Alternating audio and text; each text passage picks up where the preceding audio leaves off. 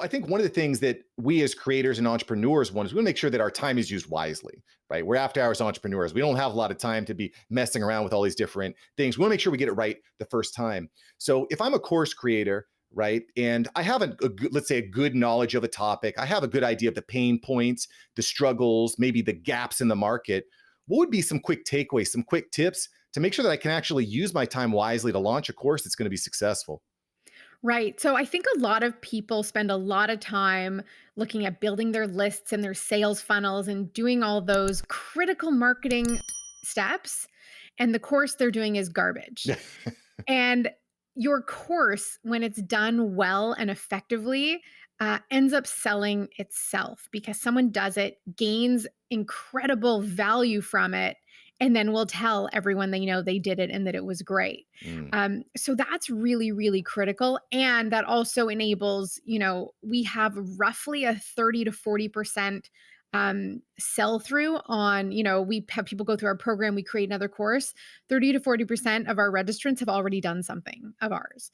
So Mm. having that built in, knowing that, no matter what I do, I'm going to have, this many sales built into whatever we create because the reputation of what we do is so strong.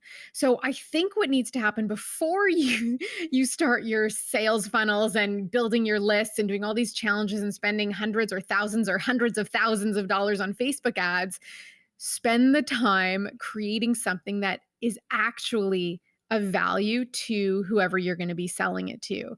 So, as much time as you spend selling it, you should be spending double that creating something that is of value. And if you don't know, then you do it, a light version, and maybe it's a blog post with the opt-in, or maybe it's a free webinar, and the cost of joining is giving you feedback. And maybe it's workshopping something in a meeting setting so that it's free to join, you get to practice, and you get that feedback. And it shouldn't just be your friends and family doing it, because they'll just be, no matter what, like applauding along and telling you how wonderful you are and how proud they are. It has to be your ideal client or customer so that you're getting that value, so that by the time you go to sell to the list you've spent so much time building, and your funnel you spent so much time tweaking and optimizing, that there's going to be a very high success rate. So people who sign up are going to be engaged enough to keep going through the course and feel like they got their money's worth. But also that what you teach will be useful to them, like that it is actually something that they need. You deliver or over deliver on every single point and takeaway you said was included. So this is really important. I think something that people know instinctively, but they don't actually put into practice. The content is what matters, right? It doesn't matter if 1,000 people take your course. If only one person completes it, it's not gonna work. It's not gonna convert. You're not gonna actually build any sort of long-term equity. And I think that's why Meghan has been absolutely so successful with well over a 90% completion rate, which frankly is unheard of in the industry. It doesn't happen. So that's a huge, huge benefit, huge boon. Thanks for pointing that out. So I want to dive into this a little bit, because this is something you hit on, Megan. I think is really, really important. You don't have to dive into tens of thousands, hundreds of thousands of dollars, building up this huge course, all this stuff. You can maybe start with a small giveaway, small takeaway. You mentioned webinars, but that's one of the ways that you started out, right? One of your key things was just a short little $10 course, right? So talk us through that, because it's going to be hard to actually get your cost of acquisition to actually pay off and get a return on a small course like that. So how do we actually make that work from a fiscal standpoint? You did your research. So my very first product was a green smoothie cleanse back in 2009, which at that time was like a novel and new exciting idea in the nutrition field. And yes, it's very difficult to get a return on investment with a $10 product. And that was ultimately eventually what inspired me to start creating $300 products, and now a $4,000 product with a whole bunch of add-ons. And part of it is that with those lower cost, extremely low barrier to entry products or services, is it's a way of building trust and building Mm. confidence. And if you can do that for someone to spend $10 or $20, or, I find there's sort of magic numbers like under $50. Then the next one is if you can go under 200 or under 100, then under 200, then under 500. Keeping courses under $200 is magical. As lower barrier entry points. And the other benefit if you're brand new is that there's also a lower expectation when someone spends $10 than if they spend $2,000 with you. Right. The challenge is that you're also managing a larger volume of humans, but it creates upsell potential. So the cost of managing all those humans is the upsell potential if you're doing this really wisely.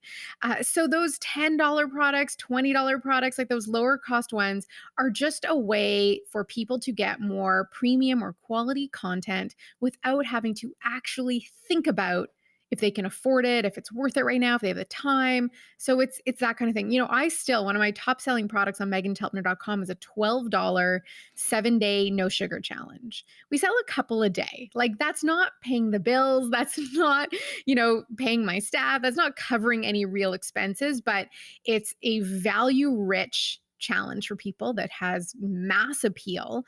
It creates change in people's lives. It's a guided program.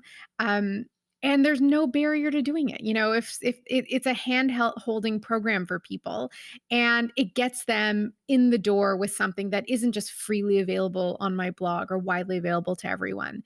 And so that's where that value lies. It's, someone either, coming to your front door and knocking on the door and you have a conversation on the porch, or they coming into your living room, and that product is bringing people into your living room. So this is really, really smart. And this is not something I'm hearing a lot of professional course builders talking about. They're always talking about the high ticket, stop messing with the small stuff. But what you're saying here is build, know, like, and trust with small product offers, small service offerings. Maybe you have some upsell potential, but you give them value up front, which kind of feeds your funnel. Like you said, roughly, I think you said 40% of the people that purchase your big courses, they've already been involved with the smaller courses, right? So that Yes, I was just going to say, and we're doing our year in review right now because we just closed registration on our big course. And this past spring, we did a little experiment. We released what I would call an entry level culinary nutrition course. So it was a video based course. We sold it for, I believe, around $148. So of our registered students that we have right now, 20% of our students right now who spent over 2,000 did that course first. mm, So that in and of itself creates that value for those lower price things to get them in. I mean, if you're brand new and you're creating one of those high ticket $5,000, $10,000 courses, you have to have been exceptionally successful commercially in whatever it is you're trying to sell, if anyone is going to buy that course from you. Because or just sleazy, right? Or or sleazy, yeah. or then you have to deal with a whole bunch of refunds or a whole bunch of disappointed people.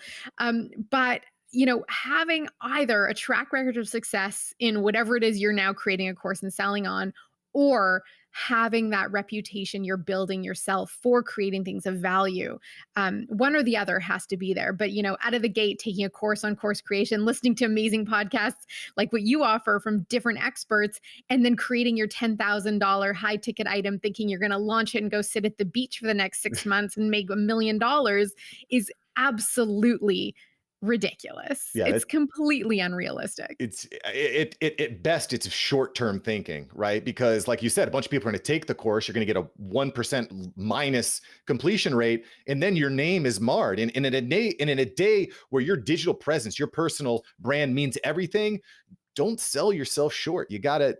So I really love the strategy of starting small, kind of like crawl, walk, run type of theory, Megan. This makes a lot of sense. And of course, if you want to look more into creating amazing nutritional meals, you can go to meghantelpner.com, where she's going to give away all these different tips. You can actually watch what she does, not just listen. So definitely check that out. Thank you so much for watching. I'm glad you enjoyed this episode. I've got several other episodes right here for you. Smash one of these videos to make sure that you don't miss out on the tips, tools, and tactics of industry experts. Let's take that side hustle full time. Smash one of these links.